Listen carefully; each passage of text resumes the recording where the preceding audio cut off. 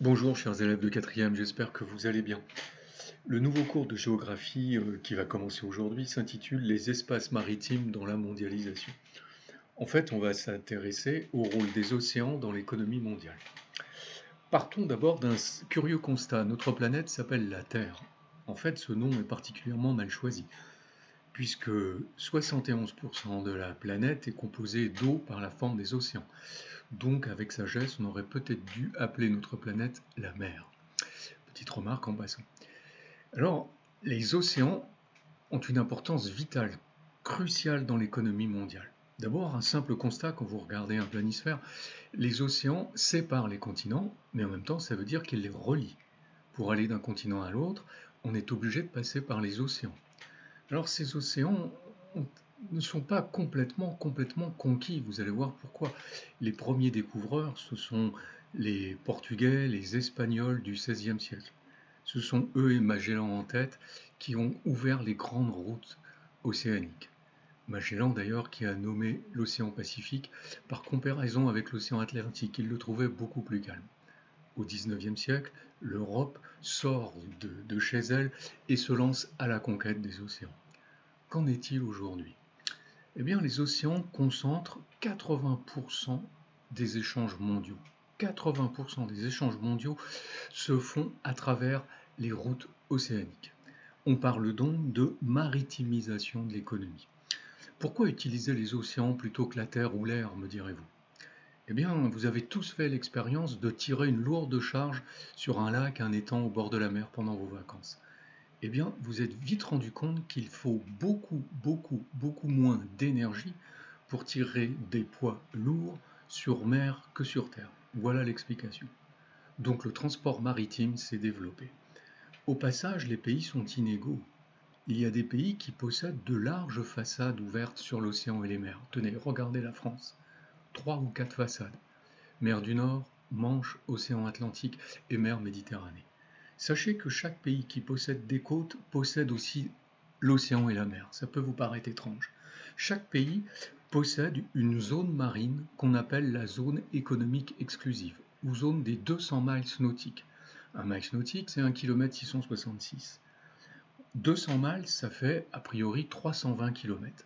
La France continue donc au-delà de ses terres, dans une avancée marine de 300 km au-delà des côtes. La France commence bien au-delà des côtes.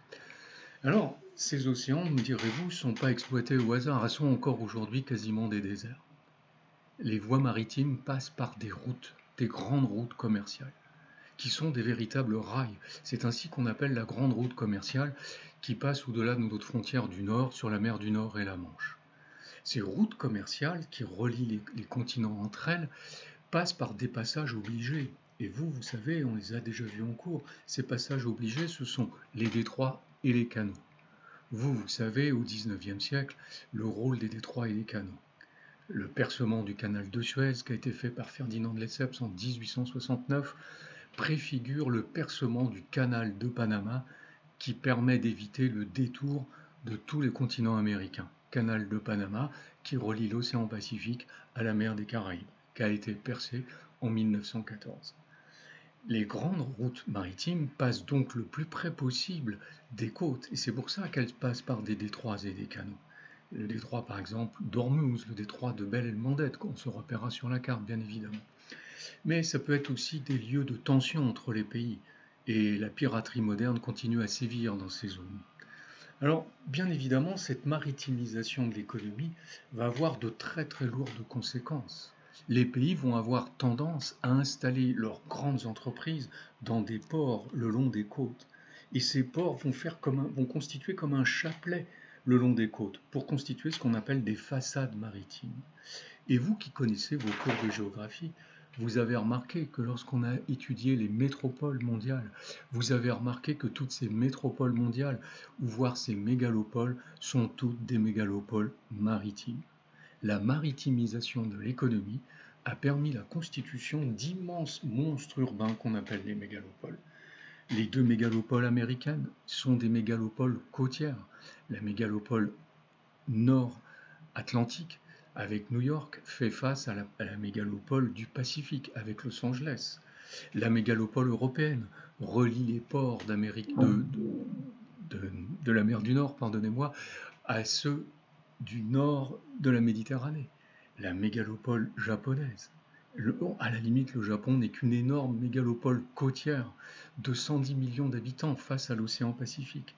Et que dire, bien sûr, de la mégalopole chinoise, avec Shanghai, qui est aussi une énorme façade maritime.